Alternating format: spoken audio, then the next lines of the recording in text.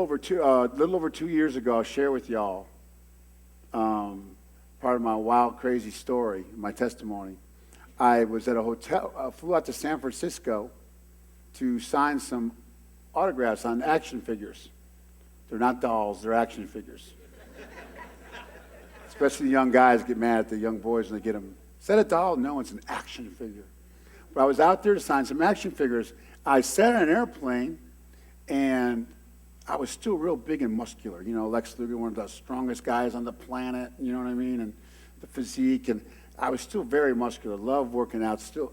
And I had my head turned on an airplane, and I felt like a real sharp pain talking to somebody 2 seats over. There's an empty seat between us. So it was like a red-eye flight.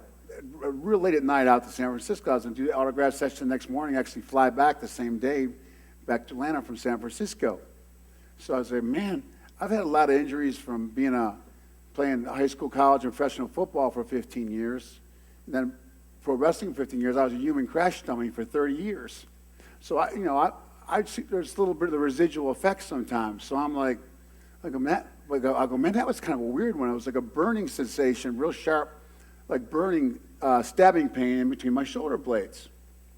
And I'm like, wow, man. But us guys, us athletes, we shake it off. I mean, I'm all right, man. So I got back to the hotel, and I thought I was kind of tired. My legs felt kind of weak. So I laid down for a few hours. I said, I'm going to get up early, so I'm going to just lay down for a few hours. It was like 2, 3 in the morning. And I remember when I went to lay down, I usually lay at my side, and I was getting ready to have a surgery, some surgery on my hip. The doctor wanted me to sleep on my side with a pillow between my legs. So I went to lift my leg up on my side, put my pillow between my legs. I couldn't lift my leg up. So I was like, man, that's kind of weird. I must be really tired. It's been a long day.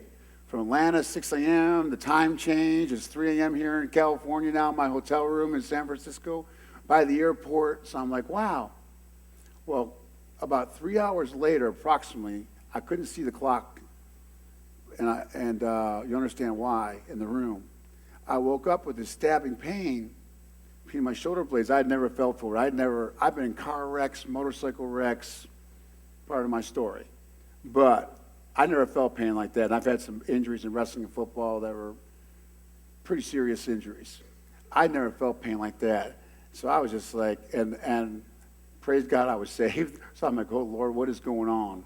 And when I went to try to, I actually was going to try to get to the side of down to the side of the bed, drop my knees and pray. I was in that much pain. But I realized that I couldn't move. I could only move my head and shoulders. What happened overnight from the way I sat in the plane and all my normal stuff you'd see from wrestling and football, my neck region, like bone spurs and normal stuff, the way I had my head turned on the plane, I cut off the blood flow to my central spinal cord. And I was paralyzed from the neck down when I woke up in that pain. And I was able to move my head and shoulders to try to drop down to the side of the bed, but when I did that, because I was paralyzed, because I felt there were suction cups pulling me to the bed. It's hard to describe being paralyzed to anybody unless they've ever been paralyzed. It doesn't feel like you just can't move. It feels like there was giant suction cups under my whole body pulling me through the bed. If I was able to move my head and shoulders, I thought I was either going to try to get to the phone and use my big schnoz to hit the phone like a seal or something and try to get help.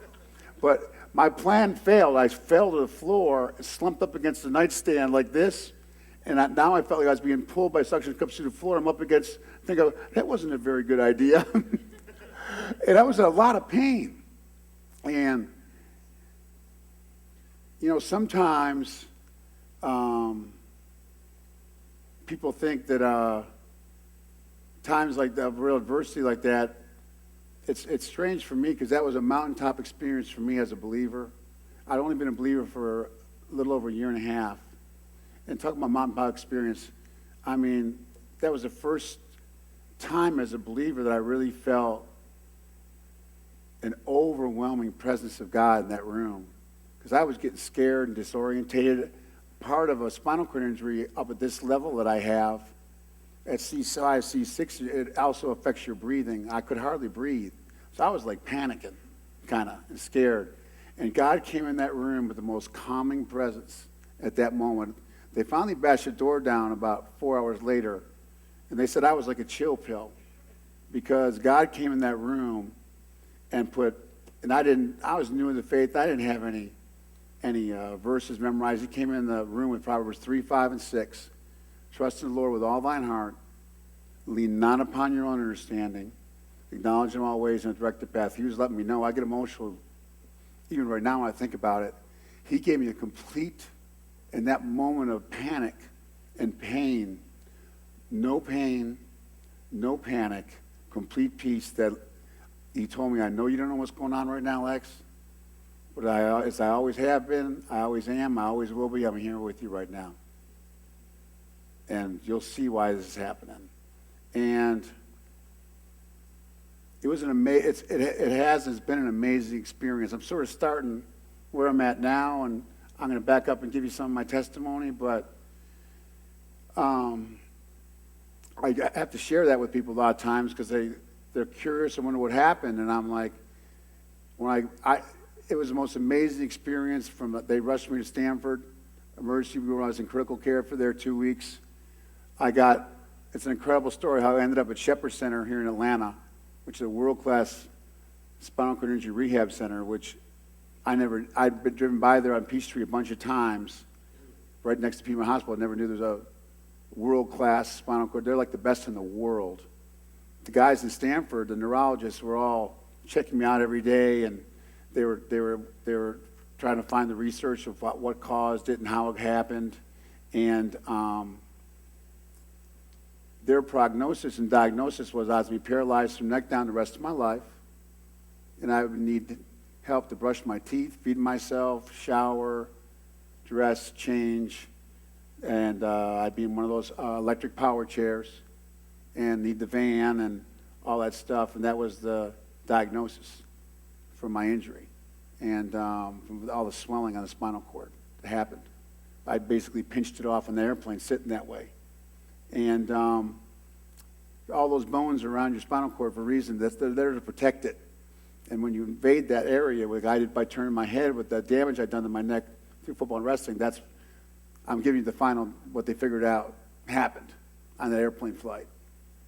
And I ended up, it's an amazing story unto itself.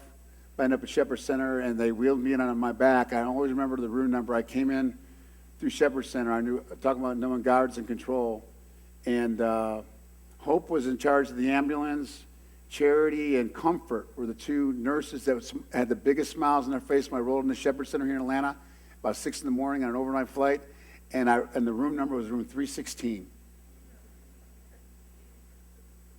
I was like, you got to be kidding me. And unfortunately, the diagnosis and prognosis from the top neurologist at Shepherd was the same. They were going to get me ready to go home and told my family to make the ramps and for the house and all the special things you have to have in your bathroom and all the special medical stuff and all this stuff. And it's an amazing testimony to the doctors, as good as they all were, and as wonderful as people, Shepherd and the therapists, everybody there, they didn't count in the supernatural healing power that God can do in our lives. I mean, I can't tell you how thankful I am to be able to, and what a miracle of God I am to actually, really in a matter of 3 months, laying there totally paralyzed, I lost over 100 pounds of muscle off my body. Some of you will probably barely weigh 100 pounds because I was still real muscular. And I could talk my entire time about just about what happened with that spinal cord injury, but the blessing that it's been, the people God's put in my life through that injury, and what he's even taught me, the families and other, I mean, talk about God's timing. I didn't really, 80% of the patients in Shepherd Center with severe brain and spinal cord injuries are age 24 years or younger. Mostly 80% of them are young men. And that's the age group that watched me wrestle. So talk about God's timing in there. And God basically placed me in there to be an encouragement to them going through the same thing that they were going through. And the relationships I've had out of that through Shepherd and the families are absolutely incredible. I could never even express to you the blessing that it's been. And one of my favorite passages of 2 Corinthians chapter 12, that I believe it's verse 7 through 9. Paul, as we know, wrote 2/3 of the New Testament, wrote how he had a thorn in his flesh. Because people said, Lex, man, are you praying? Or are you people don't understand what paralysis and spinal cord injury is. To get back the function that I have is such an absolute miracle of God. The doctors at Jefferson are just there. They have no explanation for how much I've gotten back. But I still have challenges and disabilities. But I've gotten so much function back, I can't tell you how thankful I am. But people expect me like there's going to be maybe Lex back up there, but I said God has streamlined and redefined me in so many ways through this injury. And part of it is that I was always about, I'll share my testimony here, about the outside in. What people see from the outside, and we all can be that way, from how we look, how we dress. And for me, my calling card was my physique. So here I am paralyzed, lose 100 pounds of muscle in 12 weeks, which shows you how temporal things from the outside in and worldly things we see can be.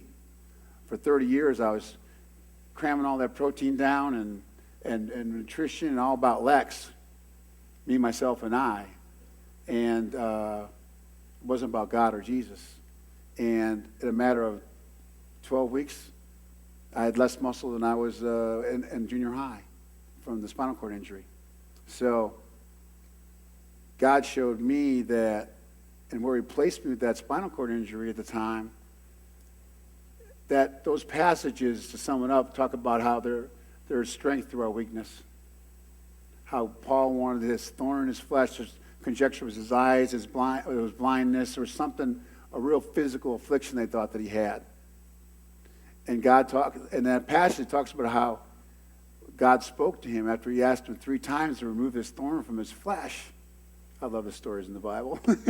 And God spoke to him and said, you are sufficient as you are. Meaning, me too, if I never get any more back, I'm so thankful how much I've gotten back, and I never look like that guy again that you saw up there.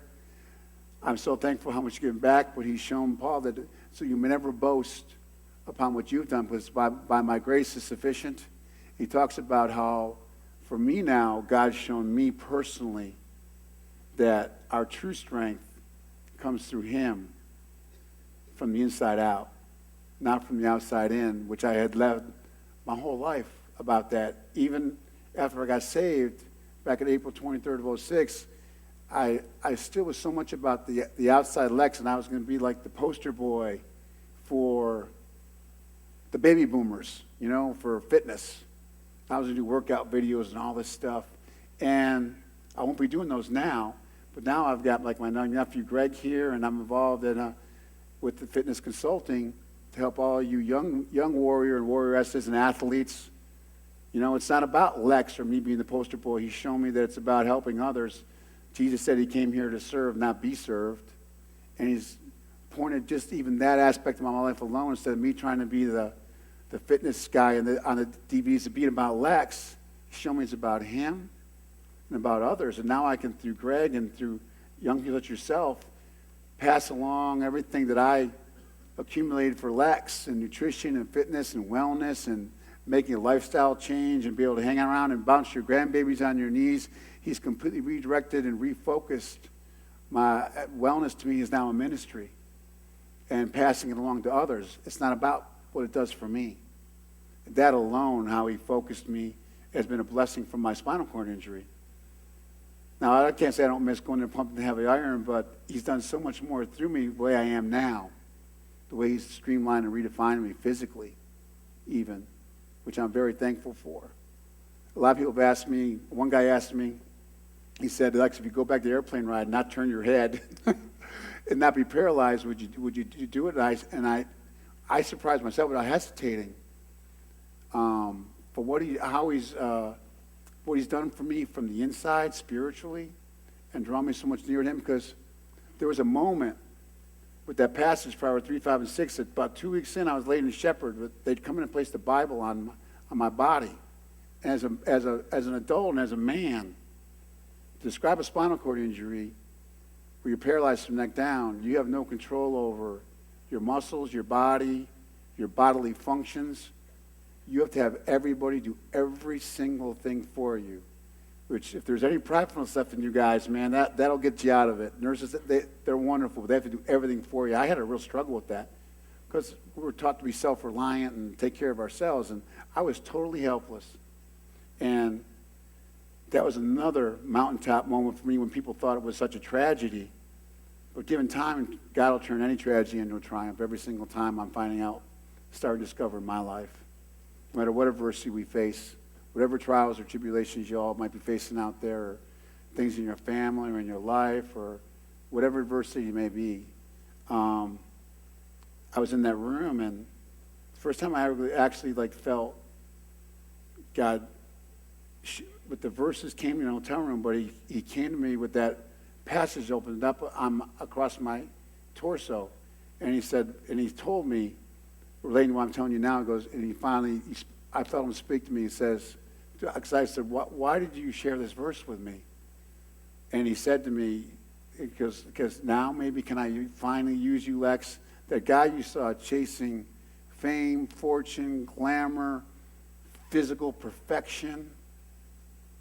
He said, now maybe you can be a useful vessel to me. Now that I was totally helpless and knowing that I truly am, we all truly are, in spite of what we think, totally, to be useful to God, we have to be totally surrendered and be totally relying on him.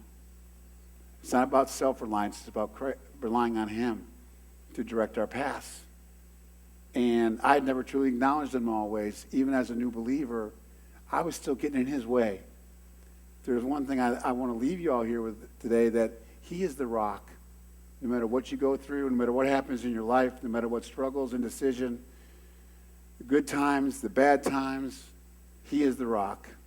It's amazing that you all, the worship leader here, shared Psalm 18, verse 2, it talks about the rock. And that's a very special verse to me as well.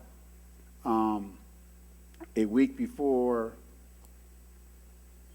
I came to Christ, I was sitting in church for the very first time, other than when I got married 20-something years prior. I was divorced by then, of course, for the life I had led. But they shared Matthew chapter 7, verse 24, and that goes, whosoever heareth these sayings of mine and doeth them, I liken him unto a wise man which built his house upon the rock. And my entire life, I grew up in Buffalo, New York, and had two wonderful parents, but they owned a small retail business, and they worked 7 days a week. I never went to church. I had a great moral upbringing, but I didn't know anything about the gospel, the Bible, the plan of salvation. I didn't know anything about that. And I found out at a young age that I could jump higher and run faster. And at a very young age. So we all have that search for some kind of, I think, in a worldly, fleshly way, that status. So that was like my status thing, so I really pursued that. And by the time I got to high school, I started weight training, and my body exploded, started looking like that. So that got me all the more attention and status. One of the other things I want to share with you is a life of, so many times we want to have a life of status, but a life of true significance through Christ. I was a status seeker. I ended up having all these colleges recruit me for football, and I went to University of Miami and played there on a football scholarship, and I went on to play professional football at a very young age. I was almost in a hurry to get there too. instead of God's time. So I left college early and played professional football at the age of 19. And I played that for 7 years, but that never seemed like enough. So, chasing the status, I never could feel true joy, and I didn't know why. I know you probably heard a lot of people say that, but man, gang, that guy you saw up there, he's not with us anymore. He died at the foot of that bloodstained cross, but man, I chased it hard. You're at an age right now where you have hopes and dreams and aspirations. That's wonderful. But I chased it without the foundation of Christ in my life. And the upbringing I had was so good, but along the way of chasing, I chased it through money. And I justified it. I got married at a young age, a beautiful wife, and had 2 children. I was going to really take care of my family. I wanted the best for them. But after a while, how much is enough? I mean, I remember I really wanted to get when I started hanging around the athletes and celebrities, a presidential Rolex gold rugs was the big deal. That was the big status symbol. So I really wanted one of those. So of course, me being the schemer I was back then, I bought one for my wife first when I started wrestling and making a lot of money. So I figured once I bought one for my wife, then I could buy one for myself. Ulterior motive. So I bought that Rolex, and then I noticed some people had like diamonds on the bezels and the thing. So I got the diamond bezel and the diamond band encrusted. And then I was real pleased with myself that I had this sense of achievement and status with my wristwatch I was wearing on my wrist, which sounds insane to me now, but. And then somebody told me, man, did you know there's a platinum Rolex? I was like, no, I didn't know that. So then I had to have one of those. I'm sort of setting down the path here of the empty chase that I was on, and without Christ in my life, through temporal, earthly desires and pleasures I thought were going to make me happy, and trying me that joy I was looking for, but it never would. When you buy a car, you get a Mercedes, and the salesman takes you in and goes, well, Lex, you're a so-called celebrity and everything. You've got to have the top-of-the-line S-Class. I'm like, okay, you don't want to look at those ones over there. Then you buy an S-Class Mercedes, and you'll be sitting in Atlanta, and one of the rap guys will pull up next to you in a brand-new Bentley. So then you have to have one of those. Houses. You have a really nice house, and then there's people that have the bigger houses, so you want to buy in a bigger house. I ended up buying a house here in Atlanta, Sugarloaf Country Club, with Tiger Woods playing in my backyard. Then you have that big house, all the trinkets and baubles and cars and furniture and all that stuff. And no matter how much you had, then there's somebody that says, well, don't you have a vacation home in the islands anywhere? Or don't you have a house in Vail? I'm like, no, not yet. Do you see the pattern here? So no matter how much I had, everybody thought I'm total package Lex Luger and living the life. It was never enough. I'll never forget I was flying. I was so proud that in my contract I had first-class airfare.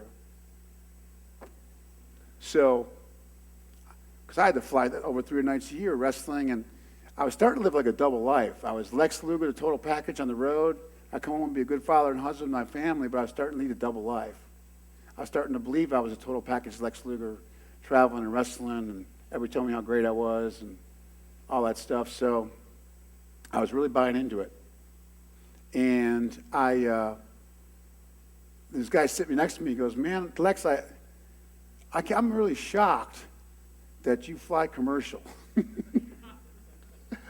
I'm like, so then I had to get a private, then I had to want to fly private. Then I was flying one of the thing I could afford time, that was expensive. I was making good money, but the private planes are expensive, so I got one of those twin engine King Airs that I'd fly in.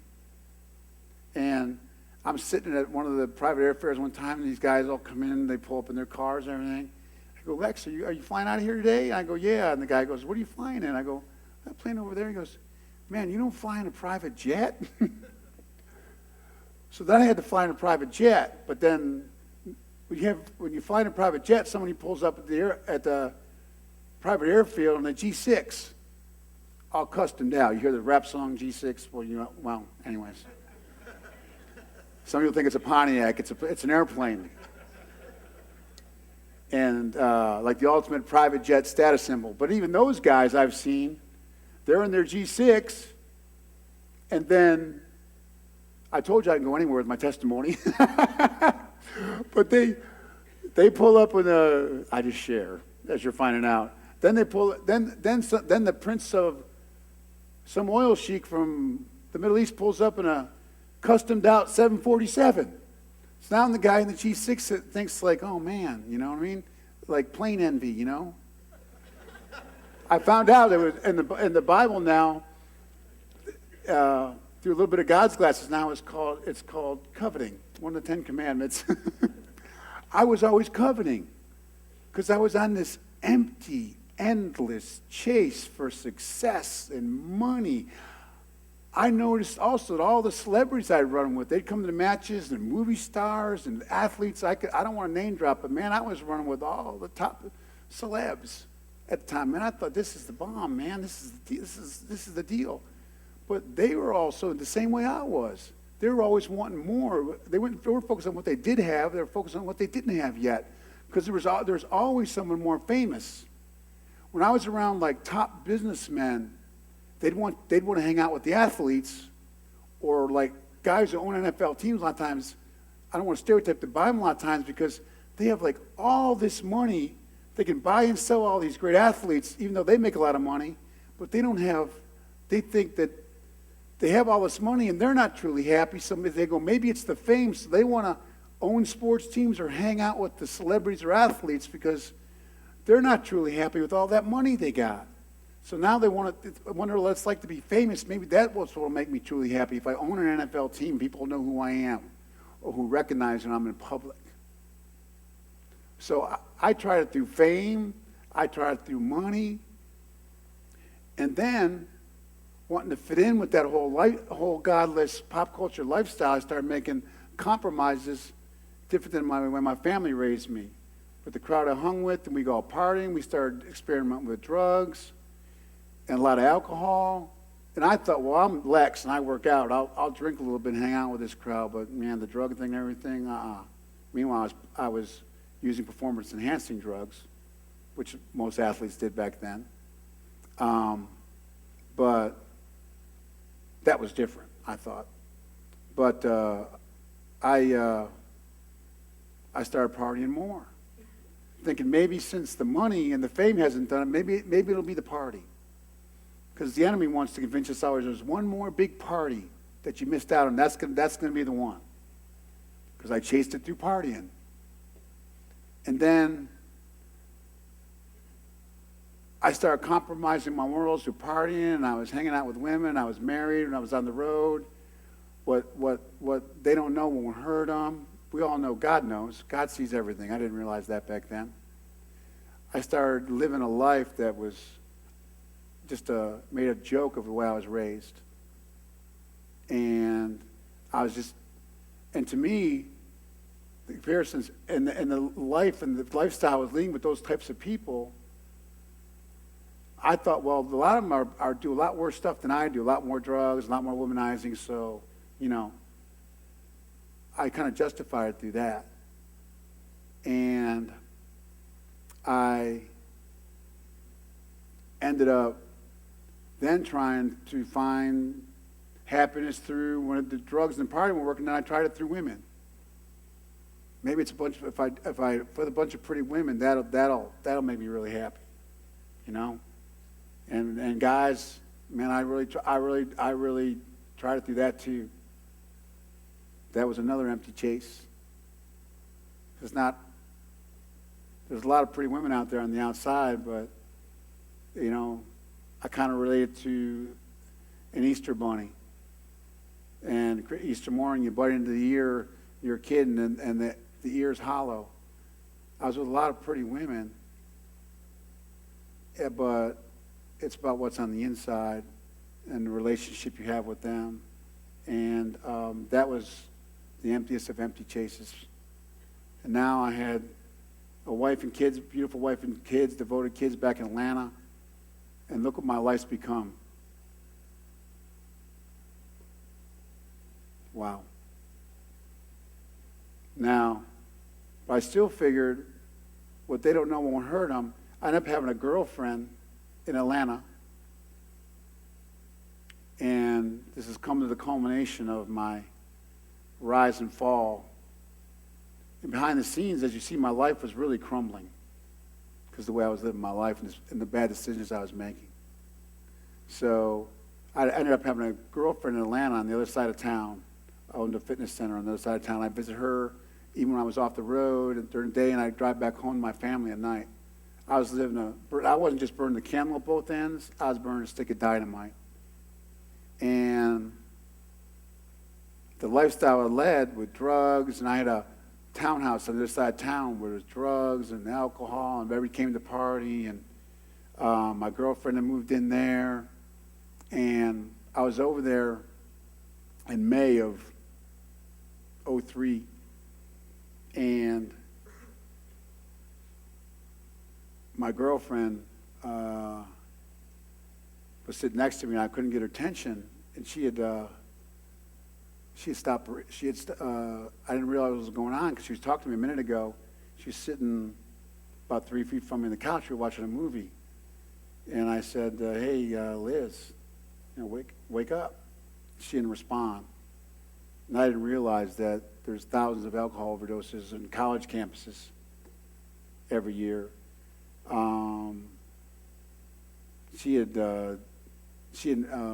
I called 911. She didn't respond, and when I shook her, I realized her body felt so limp. I realized she was in serious trouble. I called 911. They came, and the police came, and tragically, she didn't make it. She died in my arms of a drug overdose. And as tragic as that is, I was more concerned that my dirty little private life had been exposed. Now the police are in there. They found all the drugs. I'm arrested for drugs. My whole secret little life, Lex Luger, the Pillow Community, the total package, had been exposed. The press loved it, had everything they love, sex, betrayal, drugs, that whole lifestyle. You know that crowd, that party crowd that little Lex was living with? Man, they weren't visiting me in jail. They were rolling on me. They weren't rolling with me. But I learned that about friends, people I thought were my friends for life. It was the type of people I was hanging around. I mean, the godly people God's put in my life who love me only because of the person I am in Christ and who they are in Christ, not because you're somebody famous or rich or that there's something in it for them. I'm so thankful for that in my life now. You think that would have been a wake-up call for me, but I only went downhill from there. And now the drugs and alcohol and things became for me, I was self-medicating myself with it because I was feeling sorry for myself, angry. Why the cops searched my place without a search warrant, 2-year trial, and of course I wasn't going to be wrestling at that point.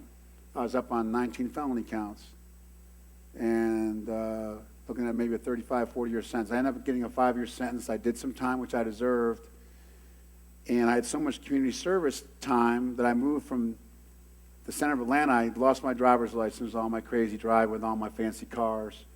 I got divorced, lost my family. So I was sitting up here's this glamorous Lex Luger, this life everybody thought I had, staying up in a hotel, an extended hotel up in a central location between Cobb County and Cherokee County, doing hundreds of hours of community service work that I needed to do so they wouldn't throw me back in jail.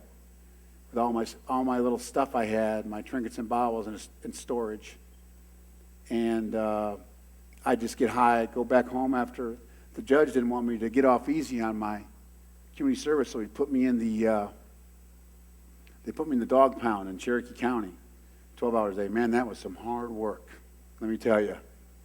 And I'd get back at night, and I'd just get high every night and go in.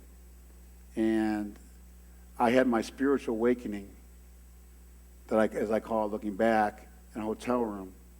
At that extended stay, I went in so deep one night. I could have overdosed. I would have just been in so many times at that period of my life, just a few years ago. But one night I went in particularly deep with pills and alcohol and all the stuff I was doing back then. And I had a dream where I floated, and I'm not a guy who remembers my dreams. It was so vivid that I was there. I floated at the bottom of a pond. It seemed like forever. There was no sound. There was no light, I thought.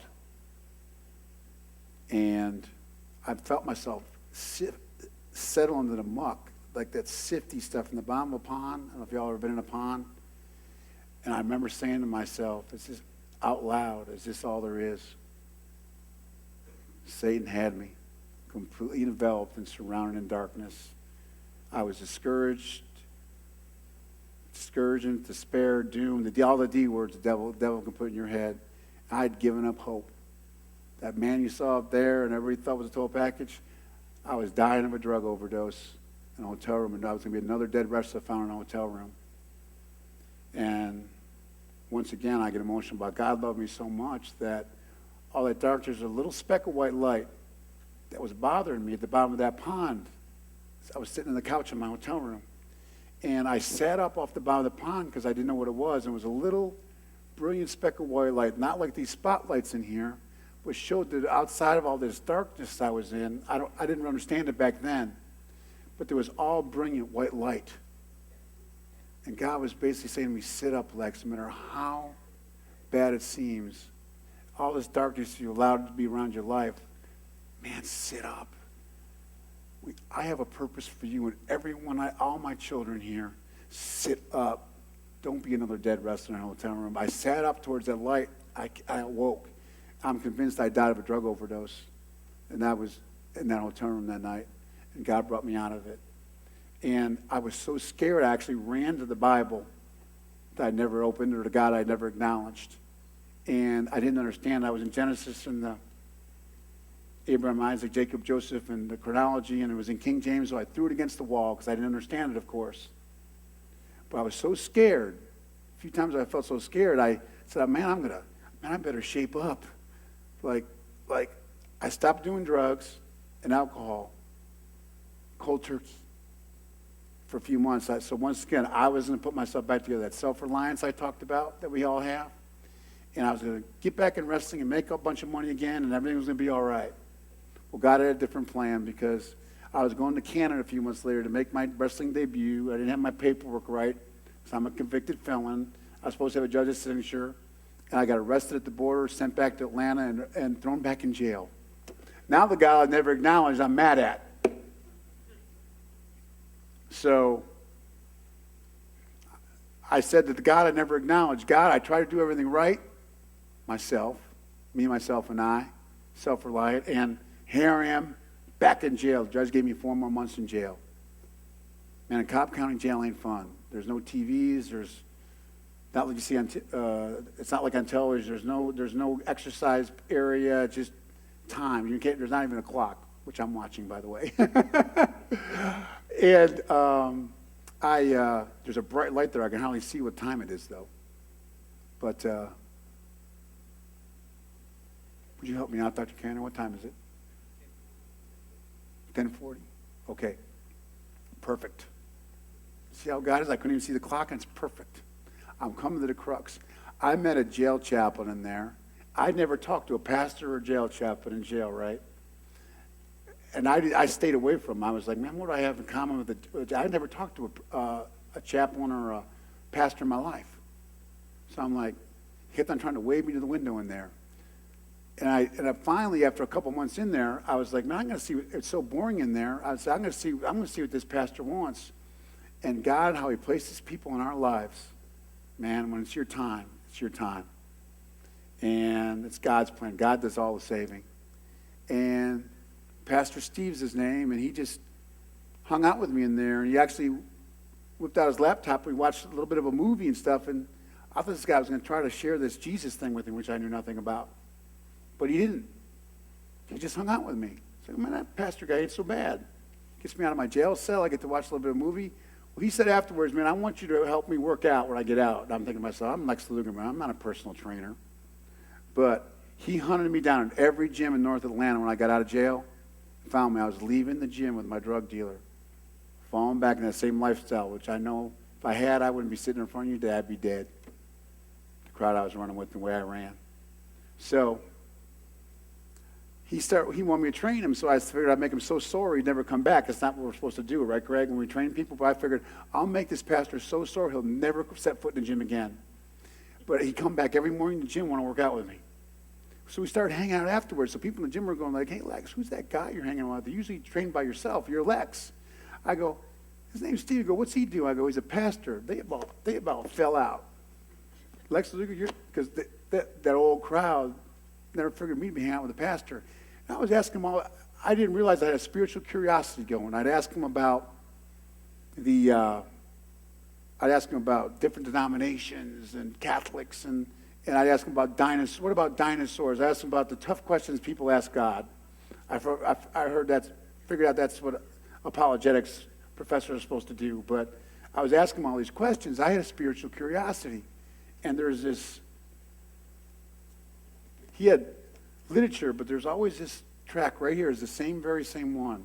He's made it now with my picture in the back that I hand out when people want an autograph. I'll hand this to him and sign it. It's a plan of salvation. I used to, when he'd run in a store or something, I didn't want him to know. I'd look at this track and try to figure it out, but I couldn't because I didn't grow up in the church or with the Bible. So finally, I had my stuff in that hotel, by the way, while I was in jail that 4 months, my stuff in storage. So when I got out, I went back to the same hotel room. My bags were still in there. And one time after we worked out, this was after he got me to come to church that Sunday night prior. I'll close it up. And Matthew 7:24, and I thought, that was my whole life. I thought that pastor, the week before I got saved, when I got in the church, I was scared to go in, but I sat there.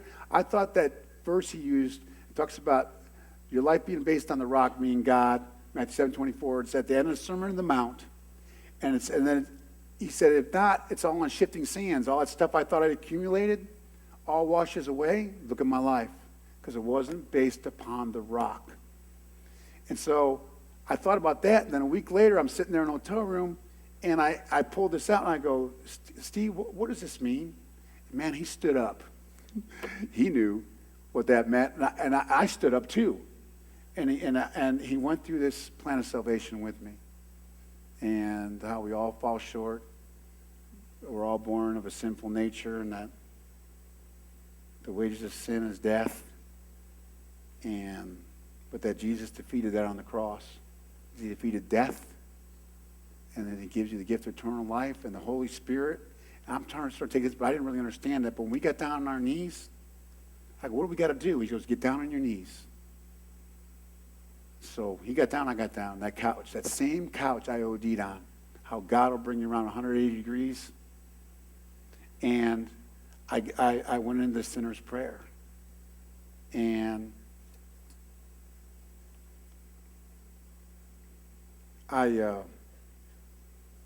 when I said the sinner's prayer and repented and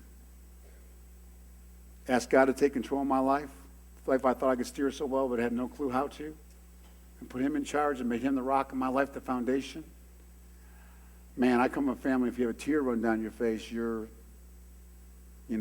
bawling inside. And at that moment in that hotel room, I get emotional, yeah.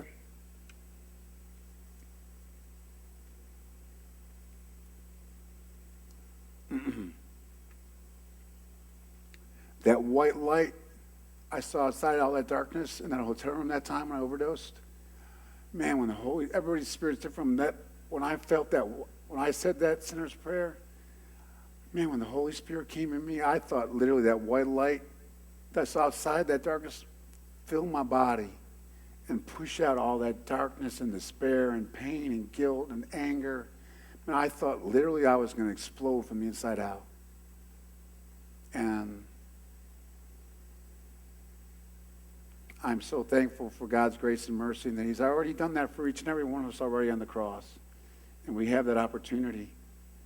So, like I said, I speak and I don't plan these things, but, man, all you young people here, man, don't do what I did. Don't chase it through all those earthly, temporal things. Man, we come here with nothing. We leave here with nothing. The Egyptians try to take their tombs. Man, it's all about him. Let him guide your life. Let him be the guiding light of your life. Let him fulfill his purpose in you, not what you think your purpose is. Man, if I can leave you one thing, please base your life upon him. Don't do what I did.